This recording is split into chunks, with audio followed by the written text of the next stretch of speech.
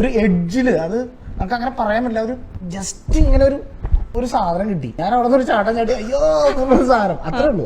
അപ്പൊ ഒന്ന് കടിച്ചു. ജീവിതത്തിൽ പലതവണ തേപ്പ് കിട്ടിയിട്ടുണ്ടെന്ന് എനിക്കറിയാം. കൊടുത്തിട്ടുണ്ടോ? ഓഹോ പിന്നെ അല്ലെങ്കിൽ പിന്നെ നമ്മള് അതാണ് ഞാൻ കിട്ടിയ കഥകൾ മാത്രമേ കേട്ടിട്ടുള്ളൂ, കൊടുത്ത കഥകളൊന്നും കേട്ടിരുന്നില്ല. ഡീസന്റ് ആയിട്ട് കൊടുത്തു. ആണ് അത് ഏത് കാലഘട്ടത്തിലായിരുന്നു കൂടെ? അങ്ങനെ കാലഘട്ടം പറയണ്ടല്ലോ. സിനിമയ്ക്ക് മുൻപോ സിനിമയ്ക്ക് പിൻപോ അങ്ങനെ മാത്രം പറഞ്ഞാൽ മതി. സിനിമയ്ക്ക് മുമ്പ് ആണ് ഇന്റർനാഷണൽ തേപ്പായിരുന്നു ഞാൻ കൊടുത്തിരുന്നത്. അതെ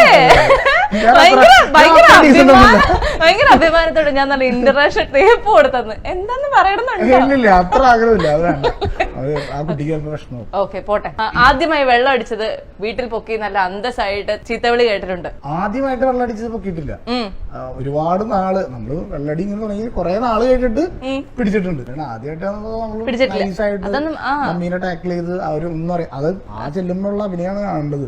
ഒന്നും അറിയാത്ത രീതിയിൽ നമ്മൾ നല്ല പബ്ലിക്കോ അല്ലെങ്കിൽ മറ്റേ ഇതൊക്കെ കഴിച്ച് നല്ല സെറ്റപ്പ് ആയിട്ടായിരിക്കും. മണം പോലും കിട്ടാത്ത രീതിയിലൊക്കെ വന്ന് നൈസായിട്ട് നിൽക്കും. പക്ഷെ ഒരു ദിവസം ഇത്തിരി കൂടിപ്പോയി. അത് എന്റെ മേമയുടെ വീട്ടിൽ പോയി. അത് കൂടിപ്പോയി ആകെ പ്രശ്നമായി.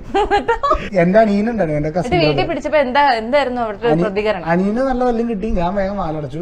അതിന്റെ അകത്ത് കയറി കിടന്ന് ഉറങ്ങി. മമ്മി അവിടെ കിടന്ന് എന്തൊക്കെയോ കിടന്ന് ഷൗട്ട് ചെയ്യേണ്ടായിരുന്നു. ഞാനൊന്നും കേൾക്കാൻ പറ്റില്ല.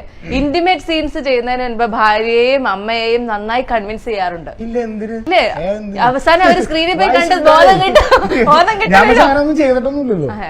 ചെറിയ ചെറിയ വെള്ളിക്കെട്ടില് ചെറുതായിട്ട് അതിനൊക്കെ ചെറിയൊരു അതൊക്കെ അത്രക്കില്ലുള്ളൂ. അതൊന്നും അങ്ങനെ കൺവിൻസ് ചെയ്യേണ്ട കുറച്ചും കൂടി. അതെ അതെ പറഞ്ഞില്ലേ കല്യാണം കഴിഞ്ഞിട്ട് കുറച്ച് മാസങ്ങളല്ലേ ഉള്ളൂ. ഞാനൊരു തീരുമാനമാക്കി തരുന്നതായിരിക്കും. ഓക്കെ, ഡാർക്ക് ഷെയ്ഡ്സ് മൂവിയോട് ഒരു പ്രത്യേക താല്പര്യമാണ്. ഉണ്ട്. പിന്നെ എനിക്ക് ത്രില്ലർ പരിപാടികൾ അങ്ങനത്തെ പരിപാടികളൊക്കെ എനിക്ക് ഭയങ്കര താല്പര്യം. അങ്ങനത്തെ പടങ്ങളാണ് കൂടുതൽ കാണാറ്.